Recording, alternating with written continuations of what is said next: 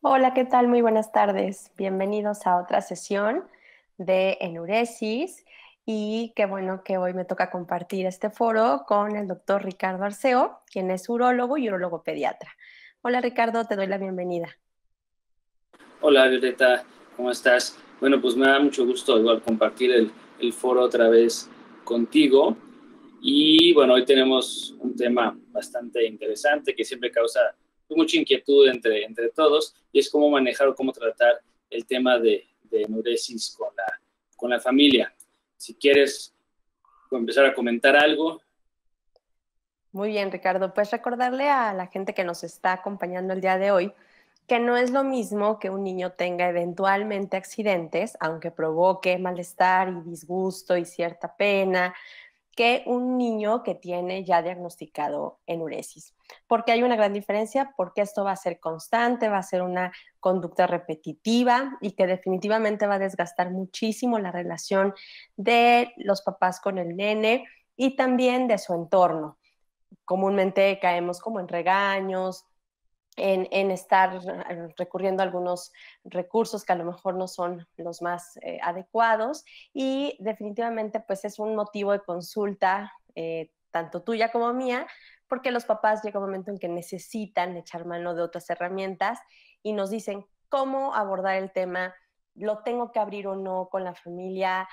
Por ejemplo, si se tiene primos, es muy común que nos digan, es que con mis sobrinos me da pena porque quisiera como proteger a mi hijo, pero a la vez también creo que es importante que sepan por lo que está pasando para que lo apoyen.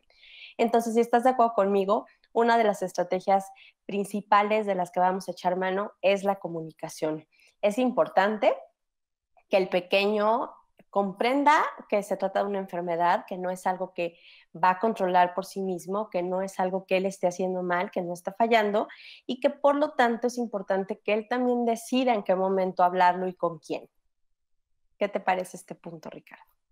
Sí. Bueno, yo creo que realmente es muy importante, sobre todo que la familia siempre está pendiente, preocupada, y no nada más me refiero a la familia, o sea, los hermanos o los padres, sino como bien decir, los abuelos, primos, tíos y demás. Pero primero yo creo que hay que establecer dentro de la familia más cercana, o sea, los padres y el paciente, el hermano o hermana directamente, los parámetros, ¿no? Porque en ocasión de los papás, digo, no es que lo hagan a propósito, pero pueden como comparar, ¿no? Si alguno de los niños nunca tuvo un problema de este tipo, o incluso que todavía no se defina como enuresis, ¿no? A lo mejor el niño tiene menos de 5 años, que como ya hemos comentado previamente, la enuresis se considera una enfermedad, un problema a partir de los 5 años. Pero vamos a decir, igual el niño presenta alguna fuga, no sé, tiene 4 años y el hermanito no presentó ya ningún problema después de los 3 años. Hay que evitar compararlos, ¿no? O sea, cada paciente, cada niño es distinto, ¿no? Si ya conocen bien, pues, definición a partir de los 5 años, bueno, tomar en cuenta que ya puede ser un problema. Y lo más importante es darle inicialmente seguridad al paciente, ¿no? O sea, y eso ya lo define cada quien en familia, qué tanto va a querer abrir o no el tema, pero lo primero es que el niño se sienta tranquilo, ¿no? Como tú bien comentaste, de dejar muy claro con los padres que no es la culpa del paciente, ¿no? Si se considera una alteración, una enfermedad, pues digo, uno no controla si de repente tiene presión alta o no, o si tiene enuresis o no. O sea, desde ahí viene el principal problema, que desafortunadamente de repente sucede por falta de conocimiento de que existen, pues digo, la definición, opciones terapéuticas, distintas causas, y desde ahí uno empieza como a tener hasta malas actitudes desafortunadas con, con los pacientes, ¿no? Correcto.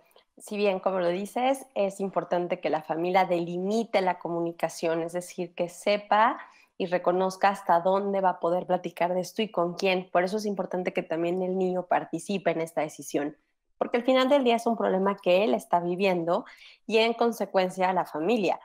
Pero es muy desagradable también de pronto enterarnos que de pronto la mamá o el papá cometieron como la indiscreción de platicarlo en una reunión o ahora a través de estas videollamadas que hacemos todos los días, o sea, decir lo que está pasando con el pequeño, enfrente incluso de él, cuando a lo mejor el niño no tenía ni siquiera ganas, ni siquiera tenía pensado todavía abrirlo. Entonces hay que respetar mucho también eso, porque de lo contrario restamos esa seguridad de la que tú estás hablando, ¿no?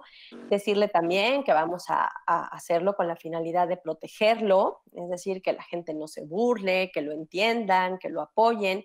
Y es más, en muchos momentos cuando esto se logra, la misma familia acoge y arropa al nene, ¿no? Con el problema. Entonces, imaginemos que estamos hablando de un niño que ya tiene conciencia de lo que es la pena, de que ya sabe lo que es sentirse avergonzado y que incluso lo que menos quiere es ser señalado. Entonces, como en cualquier otra enfermedad, algo que vamos a evitar es que se ponga un estigma, ¿no? Que se ponga una etiqueta, que se satanice y que de alguna manera el niño sienta que tiene un problema, ¿no? Tiene una enfermedad, pero es muy diferente que sea un problema. Entonces, creo que también ese es un punto, ¿no? Que la familia pueda entender esto y arropar y acompañar.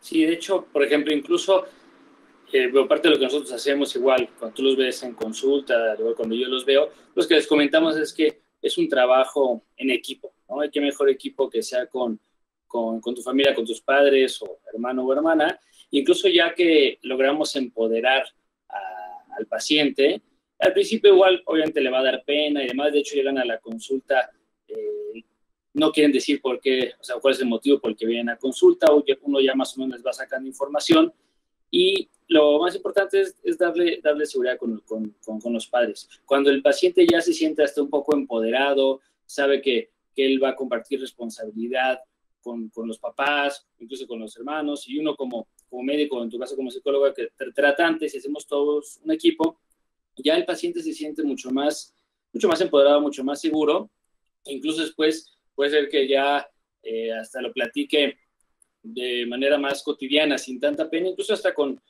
sus primos, con sus tíos, porque al inicio no lo van a molestar, le va a dar pena, pero ya que se sienten seguros, yo no veo tanto inconveniente, y el mismo paciente lo va como a abrir solo, ¿no? O sea, a lo mejor le va a decir a los primos, ¿qué crees? Me pasó esto, ya no me pasa, o me sigue pasando, pero ya me estoy curando. Entonces yo creo que hay que irnos guiando de acuerdo a cómo nos lo vaya presentando el paciente. Cada niño tiene una personalidad diferente, ¿no? Habrá quien nunca lo quiera comentar, habrá quien sí, pero como es un tema muy familiar, yo lo he comentado en algunos de los otros Facebook Live que hemos tenido, pero una de las primeras preguntas que les hago a los niños es, oye, ¿tú le dijiste a tu mamá, a tu papá, si alguno de ellos presentó este problema o esta enfermedad de enuresis?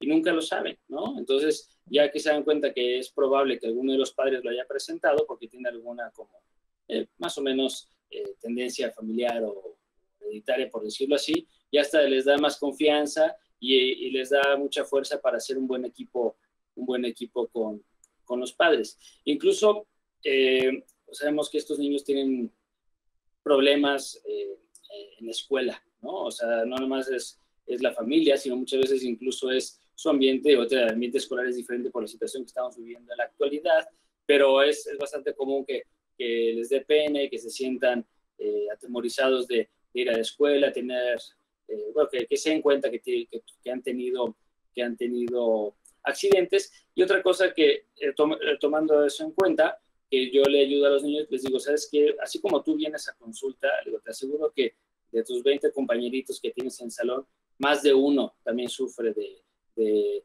esta enfermedad o de este problema, solo que obviamente no te lo van a decir, así como tú no se los has dicho, pues bueno, ellos tampoco te lo van a decir, pero el chiste es darles seguridad para que se calmen y que vean que es una enfermedad pues, bastante frecuente de la población pediátrica, ¿no? Claro, otra de las estrategias que me parece que son muy funcionales es el tema de la empatía, ¿no? Bien, ahorita decías, bueno, ¿qué pasa si también tenemos por ahí a papá o mamá, quienes también en la infancia tuvieron enuresis y que ni siquiera lo habían platicado como tema pareja o como tema familiar?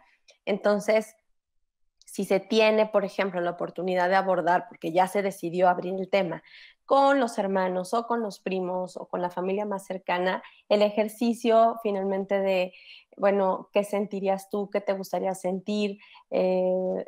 Si tú fueras el que estuvieras pasando por esto, ¿no? Creo que en los niños es muy útil el poder utilizar este tipo de estrategia, porque entonces es más fácil que digan, bueno, a mí no me gustaría que se burlaran, o a mí me gustaría que alguien incluso me acompañara a cambiar la ropa o que me dijera, mira, aquí está tu maleta, ¿no? Entonces, como este acompañamiento en vez de estar solamente señalados. Entonces, es otra buena estrategia, ¿no? Finalmente que haya empatía, que haya acompañamiento, como dices. Y también, como lo decíamos en alguna otra sesión, justo el tema que tocabas ahorita, ¿no? Cómo abordarlo en la escuela, pues es de manera como muy similar. O sea, las estrategias van a ser aplicables tanto para un entorno familiar como para el entorno escolar. La idea aquí es proteger al pequeño para que no sea víctima como de burlas, pero que además ciertamente se siente empoderado, que es una tendencia de la psicología de la salud, que el paciente pueda tener control sobre su enfermedad. ¿Y a qué me refiero con esto? Bueno, pues que también sepa en qué momento va a poder hablarlo, en qué momento puede él incluso sentir la confianza en la consulta de hablar contigo o conmigo, pues prácticamente de lo que siente y de lo que pasa, ¿no? Y no nada más como el reporte de los papás en la consulta. Entonces también creo que es otra estrategia importante. ¿Qué otra cosa podríamos recomendarle a la gente que hoy nos está acompañando en la sesión, Ricardo? Como estrategia, como técnica, como tip para que lo puedan aplicar si tienen algún pequeñito ahí en la familia con enuresis.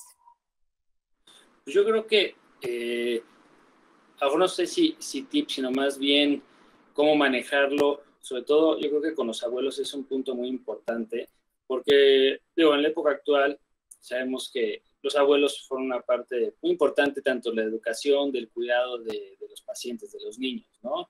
Digo, sé que se ha modificado ahorita obviamente por la pandemia, pero los abuelos son fundamentales. Entonces, todos nos ha tocado alguna vez que los abuelos obviamente externan opiniones sobre el cuidado de los hijos y demás, son opiniones muy válidas y ellos ya pasaron por esto.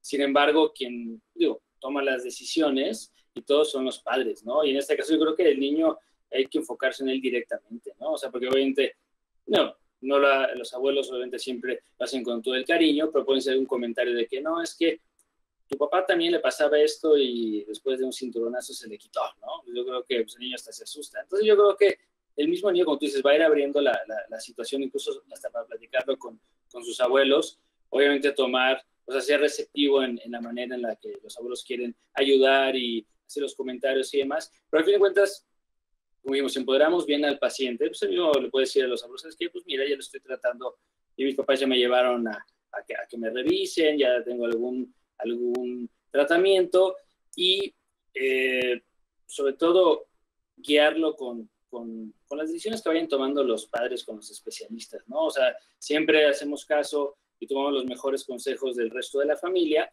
pero no olvidarnos que el núcleo principal habitualmente acaban siendo los padres del paciente. Obviamente hay niños que a lo mejor no están con los padres y realmente quienes son sus tutores son los abuelos o alguna tía o lo que sea, pero lo que me refiero es que sea el tutor o el que cuide directamente o el responsable del niño es el que tome las decisiones con él, ¿no? O sea, sí es importante escuchar otros comentarios, pero el equipo principal es de los tutores o cuidadores directos, ¿no? Responsables del niño, ¿no? Claro, este punto que tocas es muy importante. Fíjate que también en la consulta de psicología es muy habitual que los papás refieran que los abuelos son quienes se encargan de la crianza, ¿no? Como bien decías, ahorita por el tema de la pandemia esto se ha modificado, pero ellos ocupan un papel muy importante. Entonces, invitarlos también a que se sumen a estas estrategias, a este equipo de trabajo y que además, bueno, no sean como los cómplices nada más, como de esta parte de no le decimos nada, ¿no? Se mojó la ropa, entonces la lavo para que mamá no se entere, cuando el reporte debería de ser como, ok, no pasa nada, mira, vamos a juntar la ropa, le contamos a mamá qué pasó y juntos vamos a buscar como una solución, ¿no? Si no hemos acudido a un especialista, hay que hacerlo. Yo siempre hago la recomendación que de primera mano, pues el pediatra es quien puede detectar fácilmente este problema si lo refieren en la consulta a los papás y que si no hay que explorarlo. También nosotros como psicólogos de primer contacto lo que hacemos es tratar de explorar cómo está el tema del desarrollo, si ya logró dejar, por ejemplo, el pañal o controlar esfínteres y cuando ya llegamos a esta etapa de los 5 años, a veces ya ni siquiera lo preguntamos y es una pregunta obligada, ¿no? Y así en todas las etapas posteriores. Entonces, involucrar también, como te decía, a los abuelos en este proceso va a ser de mucha ayuda. Y una vez que el pediatra ya identificó esta parte, bueno, pues referirla a los urólogos pediatras, como en tu caso, quienes van a ser como los capitanes del barco para poder dirigir adecuadamente primero un diagnóstico, ¿no? Certero de que se trata de enuresis y por lo tanto después ya ofrecer una alternativa de tratamiento y hacer equipo con el psicólogo, con la escuela, con la familia. Bien, ¿hay alguna otra estrategia que pudiéramos compartirle a la gente que nos está escuchando, aparte de la comunicación, de ser empáticos, de que el paciente pueda decidir en qué momento abrirlo, el acompañamiento del que ya hablábamos ahorita con la familia, con los abuelos que forman parte de este rol de crianza importante? ¿Algún otro que se nos pudiera estar escapando, Ricardo? Yo creo que si ya, por ejemplo, el paciente y los padres ya acudieron a la consulta, ya sea contigo, psicología, o conmigo, que soy urologo pediatra, pues ya que se les establezca el diagnóstico y algunas medidas, algunos consejos y tratamiento, pues ahora sí, si algún otro familiar, como dijimos, forma parte del cuidado, decirle, mira, ya fuimos, esto es lo que, la rutina que vamos a hacer con él para todo estar en el mismo canal, ¿no? Porque sabemos que los niños son de rutinas, ¿no? Así como se acuestan a tal hora, cenan o comen a X hora, lo mismo será para este problema, ¿no? Es decir, sabes que ya fuimos con el especialista, necesitamos que haga, no sé, pipí a tales horas, necesitamos que no tome líquidos después de X hora, y que los abuelos o quien se encargue de eso nos ayude, ¿no? O sea, incluirlos al equipo una vez que ya tengamos la evaluación y el tratamiento, que sean parte de eso, porque así tendremos mucho mejores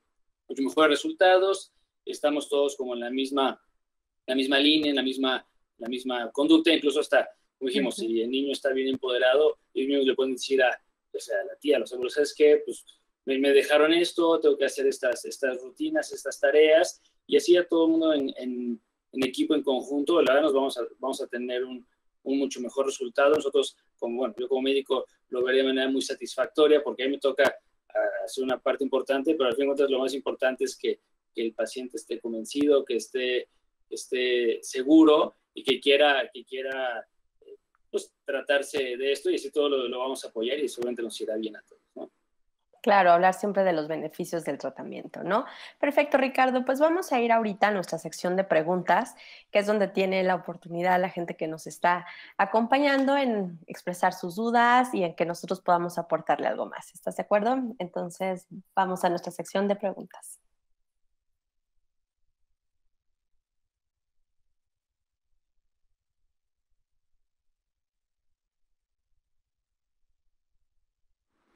Muy bien, tenemos aquí ya nuestras preguntas. Por aquí hay uno que dice, es un tema muy interesante, casi no hablamos al respecto con la familia, quien en muchas ocasiones es la primera que señala y hace sentir mal al niño. Sí, por supuesto.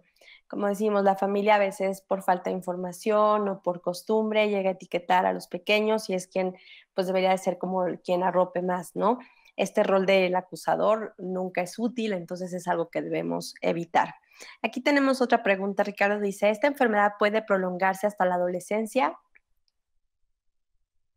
Digo, la verdad sí, es poco frecuente. O sea, si lo hablamos como en porcentajes, para que se den una idea, entre los niños de 5 a 7 años de edad, aproximadamente como hasta el 13-14% pueden padecer enuresis. Esto puede ir disminuyendo paulatinamente en un 14% por año, ¿no? Eso no quiere decir que va a desaparecer en todos los pacientes, y por eso es que hasta el 1%, tanto de los adolescentes como de los adultos, pueden persistir con enuresis. Esa es una muy buena pregunta, porque los pacientes que bueno, siguen con este problema son los que, nosotros como médicos, igual tú como psicóloga, es muy difícil de tratar. O sea, el porcentaje de éxito disminuye bastante, porque la frecuencia de noches mojadas es mucho más alta, y el hecho de estar también en la adolescencia con un problema asociado a esto, pues como que complica mucho más el tratamiento. Entonces digo, sí, la respuesta es sí, como el 1% de los adolescentes pueden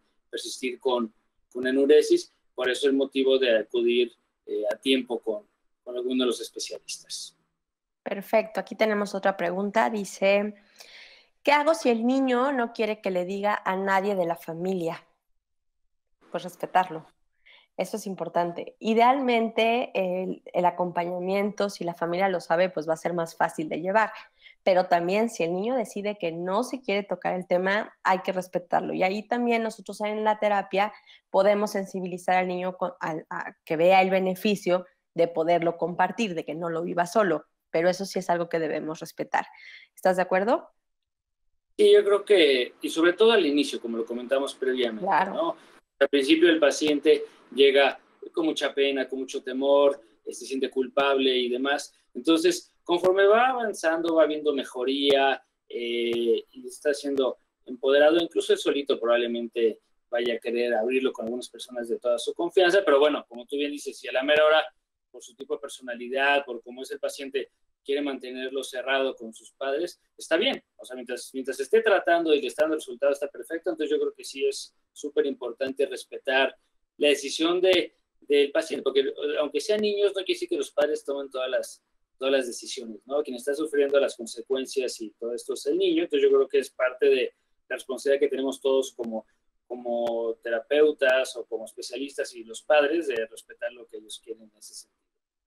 Así es. Tenemos otra pregunta. ¿Qué hago si alguien en la familia hace bromas o se burla con el pretexto de jugar? Creo que aquí sería importante marcar el límite. No podemos burlarnos de ninguna enfermedad y esto se trata de una enfermedad. Es importante que la familia o quien hace la broma entienda, ¿no? La repercusión que puede tener esto a nivel de autoestima, a nivel de seguridad, y que definitivamente jugar no va a ser una estrategia útil ni para que el niño lo supere, ni para que se desensibilice. Al contrario, ¿no? Se va a esconder, se va a sentir más retraído, va a tener más vergüenza. ¿Algo más que quieras aportar, Ricardo, con esta pregunta? Sí, o sea, si de repente, pues eso siempre sucede, ¿no? No más que una enuresis. Si igual algún comentario que le afecte al paciente, que le afecte al niño, digo, igual ahí sí es importante que los padres intervengan, porque digo, son niños pequeños, a lo mejor ellos quieren intentar defenderse, puede ser que no lo hagan de la mejor manera, no sepan cómo, entonces igual yo le recomiendo a los papás, a lo mejor no en ese momento preciso hacer un comentario fuerte o lo que sea, sino ya que pase eso, pues con la persona, el familiar o quien sea que directamente haya bromeado, hecho comentarios y sabes que mira, pues sí tiene este problema, ya fuimos, es una enfermedad y yo creo que como que otra enfermedad, pues no habría que hacer ese tipo de comentarios porque parte de su tratamiento es que tenga seguridad, ¿no? O sea, y eso sucede con cualquier tipo de problema o enfermedad y esta es una más de ellas, ¿no? Totalmente, pasa mucho con el tema de la obesidad, ¿no? Con niños. Es muy Igual. común que se burlen, entonces estaríamos hablando como del mismo abordaje. Aquí tenemos otra pregunta. ¿Es lo mismo hacerse pipí encima durante el día que durante la noche? A ver, Ricardo, ayúdanos con esa pregunta. Bueno, es una muy buena pregunta. Eso también lo hemos comentado igual en algunos de los otros Facebook Live. Específicamente sabemos que la enuresis es la fuga de orina durante el sueño, ¿no? Entonces, si de repente el paciente llega a tener fugas en el día, eso tampoco es tan raro, eso es más o menos como el 30% de los pacientes. Eso quiere decir que la enuresis no es solamente el único síntoma, lo único que está padeciendo este niño, ¿no? O sea, si ese es el caso, pues bueno, más bien la enuresis es parte de la gama de los síntomas y probablemente esta enuresis está asociada a alguna otra cosa. A lo mejor tiene infecciones urinarias, tiene estreñimiento, estas fugas durante el día nos orientan hacia que existe algo más asociado al problema de enuresis que habitualmente requieren otro tipo de manejo, a diferencia de la enuresis que como síntoma aislado, ¿no? En la noche nada más. Correcto. Bien, aquí hay otra pregunta. Dice, ¿hasta qué edad es recomendable utilizar Botox en vejiga para ayudar a no tener accidentes? Ok, bueno, esa es una pregunta mucho más como avanzada. El uso del Botox específicamente no tiene, digamos, como asociación directa con enuresis, ¿no? O sea, el Botox se utiliza, la toxina botulínica, se utiliza directamente para tratar pacientes que tienen un diagnóstico, pero ya con estudios más invasivos que se conocen estudios de urodinamia, donde el músculo de la vejiga se contrae y puede tener urgencia, incontinencia urinaria de urgencia, ¿no? Pues esto sí es un diagnóstico que se hace con estudios más, pues sí, más invasivos, especializados, y es una de las últimas opciones de tratamiento. Antes hay tratamiento médico, algunas otras cosas, pero digamos que esto va específica, esto digamos ya va fuera de, del, del rango, digamos, del tema de hoy, salvo que fueran pacientes con enuresis y síntomas durante el día, pero es raro que se utilice en niños con esta indicación. Ok, de todos modos, lo más recomendable es que acuda, ¿no?, a una consulta, que se pueda revisar el caso y si ya se tiene el diagnóstico de enuresis, buscar la mejor opción de tratamiento.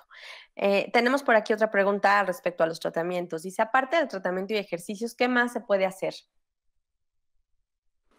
Pues, bueno, eso es una pregunta muy importante.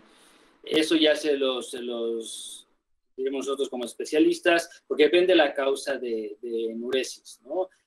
Algunos de los pacientes pueden tener problemas de una hormona que se llama hormona antidiurética, que eso fue lo que comentamos, lo que platicamos en Facebook Live previo. Si es un problema hormonal de este tipo, hay medicamentos específicos para sustituir esta actividad hormonal.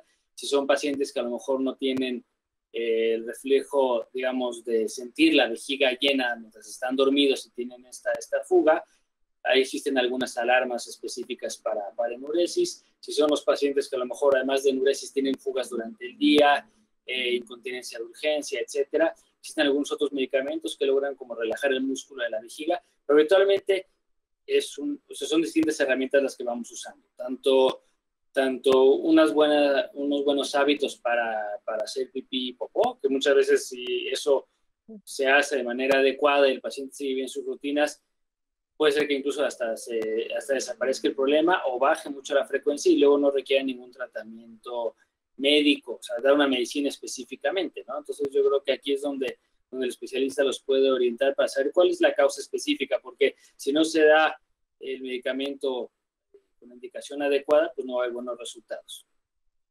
Correcto, por aquí nada más como comentar, ¿el factor hereditario influye? Ya comentamos que sí. Y tenemos una última pregunta, Ricardo. Nos preguntan, ¿hasta qué edad puede durar la enuresis? Bueno, como comentamos previamente, es poco probable que dure hasta la etapa adulta, pero hasta el 1% de los pacientes pueden seguírsela, ¿no? Hasta la etapa adulta. En términos estadísticos, sabemos que a partir de los 5 años de edad se puede corregir solo la enuresis en un 14% de los pacientes. Esto no quiere decir que vamos a esperarnos a que se quite sola, ¿no? Porque incluso aunque se vaya a quitar después de 3, 4, 5 años de padecerla, los estragos, eso que es lo que tú ves con mucha frecuencia, los estragos psicológicos que puede tener la enuresis son súper fuertes, ¿no? Muchos pacientes lo comparan con la pérdida de la mascota, problemas escolares, Sí, o sí, no, incluso la calidad bullying. de vida cambia totalmente, ¿no? Con enuresis, por supuesto. Complementando un poco este tema que decías que de los tratamientos que se tienen y los ejercicios, pues recordar que existe un producto que se llama Good Nights, que es un auxiliar muy útil, que nos está sirviendo como ropa interior desechable y que se puede utilizar tanto en la noche como en la mañana para estos pequeñitos que tienen ya un diagnóstico de enuresis. Muy bien, Ricardo, no sé si quieras comentar algo más y si no, despedir la sesión del día de Pues hoy. nada, muchas gracias igual por haber compartido nuevamente el foro, que tengan primero confianza en el paciente, en el niño que tenga enuresis, y que lo más importante es trabajar en equipo, tanto la parte psicológica, médica y familiar, para que pues, tengan un buen desenlace los pacientes. Muchas gracias, Ricardo. Muchas gracias a todos por acompañarnos y nos vemos la próxima.